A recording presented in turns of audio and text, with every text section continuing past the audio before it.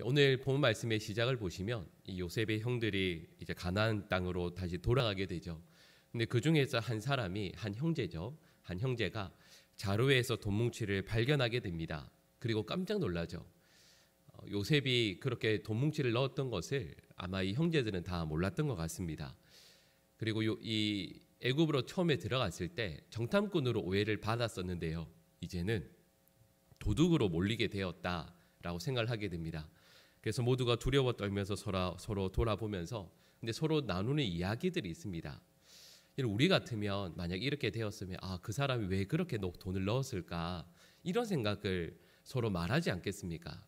근데 이 형제들은 그 돈뭉치에서 그 자루에서 돈뭉치를 발견하고 나서 다음에 이렇게 이야기하죠. 이게 하나님께서 하셨다 이렇게 이야기를 하게 됩니다. 여러분 분명히 지금 말씀드렸던 것처럼 이때 하나님께서 이 일을 하셨다라는 그런 이야기를 할 상황은 아니거든요. 그런데 저희가 어제 살펴보았던 것처럼 요셉을 만나고 또 그리고 그들의 양심의 가책을 하나님께서 만져주신 이후에 어려운 일들이 생기게 되면 그 다음부터 하나님께서 이 모든 일들을 하시는 것이구나. 하나님께서 뜻을 품고 이 일들을 이루어 나가시는구나 라고 생각하게 되는 거죠. 죄악에 대해서 돌아보게 되면 자신의 죄를 돌이키게 되면 그 다음부터 그 모든 일에 대해서 하나님을 생각하게 되는 것, 이것이 이 형제들에 대한 하나님께서 일들을 행하신다라는 것을 우리는 보게 됩니다. 그리고 이 돌아간 이 형제들은 야곱을 만납니다. 그리고 야곱에게 베냐민을 데리고 다시 돌아가야 됩니다라고 이야기하죠. 그래야 이 형제 시므온을 구할 수가 있으니까요. 근데 오늘 본문 말씀의 내용은 야곱이 그것을 절대 반대하는 내용이 쭉 나오고 있습니다. 그러니까 여러분 이 야곱 같은 경우에는 가장 사랑하는 요셉을 잃지 않았습니까?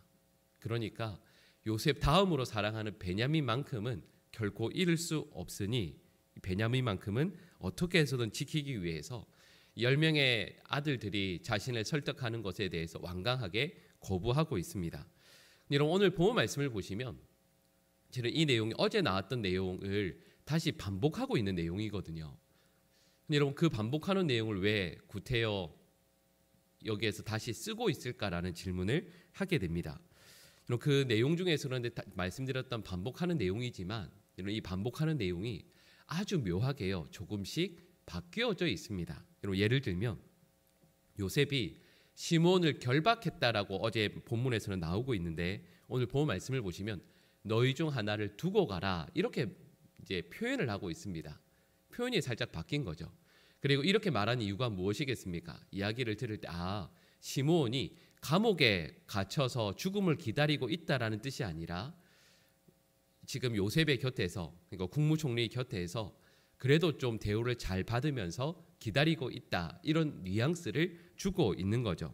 그리고 사흘 동안 옥에 10명 모두가 갇혀 있었다라는 내용 그리고 원래는 지금 9명이 나와 있지만 원래는요 9명이 갇혀 있고 1명만 나오게 하려고 하지 않았습니까? 여러분 그 내용도 이 형제들은 말하고 있지 않습니다. 그리고 베냐민을 데려오지 않으면 너희 모두 다 죽는다. 처형하겠다라는 내용도 이 아버지에게 이야기를 하지 않고 있는 거죠. 그리고 읽었던 그 이야기하고 있는 내용을 보시면 오는 길에 돈뭉치를 발견했다라는 내용도 실은 말하지 않습니다. 본문 후반부에 보시면 원래는 1명만 발견했는데 나중에 10명 모두가 나머지 9명도 전부 다 보니까 돈뭉치가 8명이죠. 돈뭉치가 있어서 깜짝 놀란다는 내용이 다시 나오고 있는 거죠. 형제들도 실은 1명만 있지 나머지 8명도 다 있을 것이라고는 생각하지 못했습니다. 그러니까 제가 말씀드렸던 이 몇 가지 내용만 보더라도요. 이 9명의 형제들이 아버지에게 계속해서 이야기하는 그 이유를 아실 겁니다. 아버지는 안 보낼 걸 알거든요. 그러니까 어떻게 해서든 표현을 조금씩 바꾸고 심지어는 거짓을 말해서까지 왜냐하면 오늘 본문 이 말씀해 보시면 이렇게까지 이야기합니다. 만약에 형제를 베냐민을 데려오면 자유롭게 무역까지 하게 해주겠다라는 말은 실제로는 요셉이 하지 않았거든요. 근데 그 말까지 꾸며서 이야기합니다. 그러니까 이 형들은 어떻게 해서든 베냐민을 데리고 가서 시므온을 구해내려고 하죠. 근데 오늘 본문 말씀에 나오는 것처럼 야곱은 이런 말에 절대 넘어가지 않습니다. 우리말로 하면 이제 안 속습니다. 왜 안 속을까요? 이 아들들이 지금까지 야곱을 계속해서 속여왔거든요. 전혀 신뢰를 주지 못했기 때문입니다. 르우벤은 야곱의 아내 중에 한 명과 통관을 해서 야곱의 영광을 짓밟았습니다. 그리고 시므온과 레위는 세겜성에 있는 그 남자들을 다 학살했죠. 여러분, 그리고 유다는 며느리와의 사이에서 손자를 낳았습니다. 여러분, 그리고 결정적으로는 가장 사랑하는 요셉을 여러분 야곱이라고 해서 지금까지 그렇게 약삭빠르게 살아온 야곱이 여러분 여기에 대해서 사랑하는 요셉을 이 10명의 형들로 인해서 잃게 되었다라는 부분에 대해서 여러분 의심을 한 번도 안 했을까요? 여러분, 그러니까 야곱은 이 10명의 지금 와 있는 이 아들들을 믿지 못하는 거죠. 더군다나 시몬을 잃었다라고 하는데 이런 가져갔던 돈이 그대로 다 있지 않습니까? 어떤 생각할까요? 아, 시몬까지 판 것이 아닌가라는 생각을 할 수 있는 거죠. 야곱이라면 그럴 수 있습니다. 그러니까 지금 야곱은 자신의 아들들을 전혀 믿지 못하고 있습니다. 여러분, 그래서 오늘 본문 마지막 절 38절 말씀을 보시면 야곱이 베냐민을 절대 내보내지 않겠구나라고 하는 것이 지금 이 눈앞에 지금 9명의 아들들이 있지 않습니까? 여러분, 그 9명의 아들들을 내 아들이라고 부르지 않습니다. 38절 말씀을 보시면 베냐민만 내 아들로 말하고 있습니다. 그러니까 여러분, 이것이 지금 9명의 형들에게는 형제들에게 너무 속상한 일이긴 하지만 계속 그렇게 해왔죠. 야곱에게 내 아들이라고 말할 수 있는 아들은 잃은 요셉 그리고 지금 있는 베냐민밖에 없는 거죠. 근데 여러분, 이 과정들을 통해서 이 형들의 마음은 바짝바짝 타들어갑니다. 왜냐하면 시간이 길어지면 돌아가는 시간이 길어지게 되면 시므온이 처형당할 수 있거든요.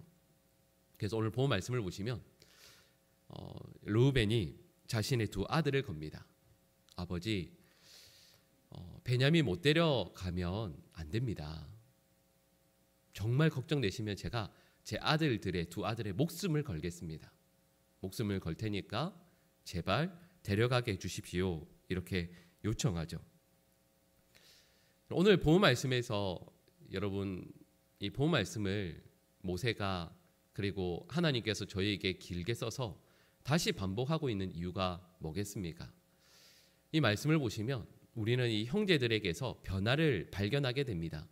그건 제가 방금 말씀드렸던 것처럼 첫째 아들 르우벤이 장남이죠. 장남 르우벤이 지금 형제를 구하기 위해서 자기 가장 소중한 아들들의 목숨을 거는 겁니다.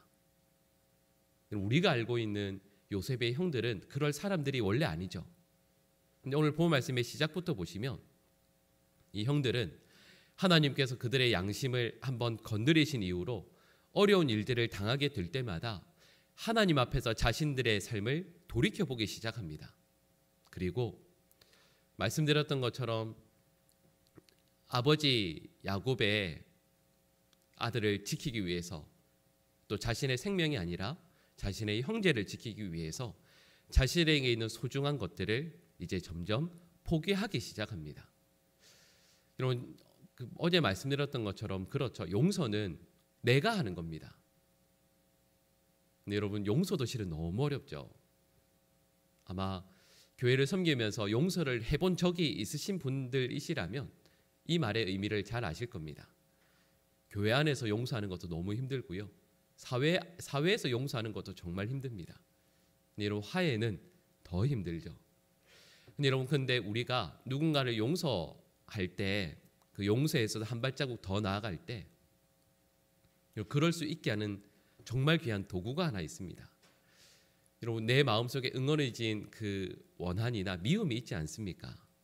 근데 이 응어리진 마음을 녹이게 하는 용매가 있습니다. 그게 뭐냐 하면 상대방의 눈물이죠. 상대방이 나에게 와서 용서해달라고 눈물을 흘리게 되면 도저히 녹아질 것 같지 않았던 나의 응어리진 마음이 어느 순간 다 녹아지게 되죠. 오늘 본문 말씀을 보시면 여러분, 형제들이 여러분 오늘 본문 말씀과 다음 내일 저희가 살펴볼 43장 말씀에는 분명히 시간적인 간격이 있거든요. 우리는 42장 오늘 본 말씀을 읽으면서 짐작할 수 있습니다. 형들은 하루하루를 눈물로 보내겠구나. 르우벤도 자신의 두 아들의 생명을 담보로 해서까지 베냐민을 데려가고자 했을 때 그 앞에서 얼마나 눈물 흘렸겠습니까? 그리고 오늘 본 말씀을 통해서 우리는 하나님께서 이 시간을 통해서 형제들의 마음을, 요셉의 형들의 마음을 움직여가고 계시다라는 것을 우리는 짐작하게 됩니다. 말씀드렸던 것처럼 요셉과 이 형들은 화해해야 되거든요. 여러분, 근데 그 화해는 요셉이 그냥 용서하고 형들이 그냥 잘못했다고 해서 그냥 끌어안으면 끝나는 게 아닙니다. 요셉에게도 오랜 시간이 지났지만 형들에게도 시간이 필요한 거죠. 그래서 오늘 본 말씀에서 야곱의 마음을 굳건히 지키게 하십니다. 안 보내게 하시죠. 만약에 바로 보냈다면 오히려 그 화해가, 그 농도가 훨씬 옅어졌을지 모르겠습니다. 오늘 말씀을 함께 나누면서 저는 이런 생각을 하게 됩니다. 여러분, 우리 새벽 예배를 함께 드리는 우리 모든 성도분들에게, 그리고 여러분들이 혹시 용서해야 하는, 화해해야 되는 분이 있다면 하나님께서 여러분들의 마음도, 또 그리고 여러분들이 지금도 혹시 누군가를 떠올리시는 그분의 마음도 만져주셔서 용서와 화해가 아름답게 이루어지는 저희 모두의 삶이 되기를 간절히 축복합니다. 우리만 용서하는, 우리가 실은 용서하는 것도 너무 힘들죠. 근데 여러분, 그것만으로 그치면 안 됩니다. 우리의 용서, 그 다음에 한 발자국 더 나아가서 상대방이 나에게 나와 무릎을 꿇고, 혹은 반대로요, 우리가 누군가에게 나아가서 무릎을 꿇고 눈물 흘리며 그 눈물이 상대의 마음을 녹이는 용매가 되어서 진정한 화해를 누리는 우리 모든 주의 백성들의 삶이 되시기를 간절히 축복합니다. 기도하겠습니다. 사랑의 하나님,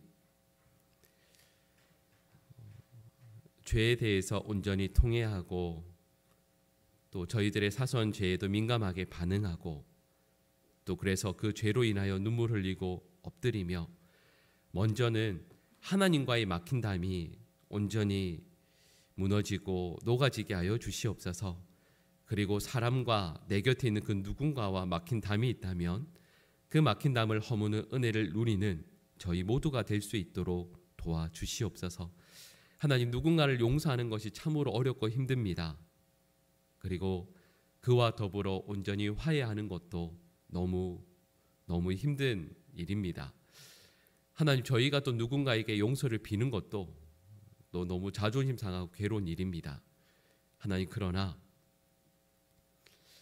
우리 하나님 앞에서 우리 모든 성도들이 한 마음 한 뜻을 품고 아름다운 믿음의 삶을 이어나갈 수 있도록 도와주시고, 요셉과 그의 형들이 온전히 화해해서 하나님의 백성으로 아름다운 하나님의 나라를 이루어 나가야 하는 것처럼 우리 모든 성도들에게도 이 귀한 은혜를 허락하여 주시옵소서.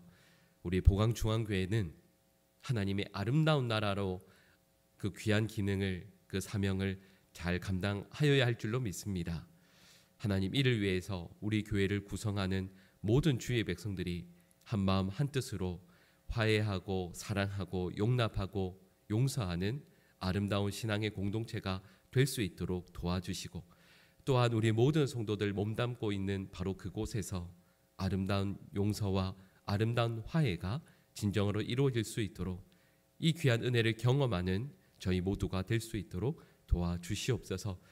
하나님, 오늘 하루의 삶을 주님의 손에 온전히 의탁드립니다. 주님께서 저희의 삶을 책임져 주셔서 저희가 간절히 기도해야 하는 저희의 건강도, 가정도, 또 물질과 또 자녀와 또 사랑하는 부모님들과 또 중보하고 있는 모든 성도들의 삶도 주님께서 책임져 주시옵소서. 저희가 어떻게 할 수 없는 일들인데 저희가 걱정하며 염려만 합니다. 하나님, 그 염려를 주님의 손에 다시 한번 온전히 의탁드리길 원합니다. 주님께서 선하게 인도하시고 주님께서 책임져 주시고 주님께서 그 모든 것들을 합력하여 아름다운 선을 이루어내셔서 하나님, 저희들의 입술에 아름다운 신앙과 찬송의 고백이 가득한 이 날, 그리고 기대하는 이 날이 될 수 있도록 도와주시옵소서. 하나님께서 저희들의 삶을 책임져 주실 것을 믿고 감사하며 이 모든 간구를 예수님의 이름으로 기도드립니다. 아멘.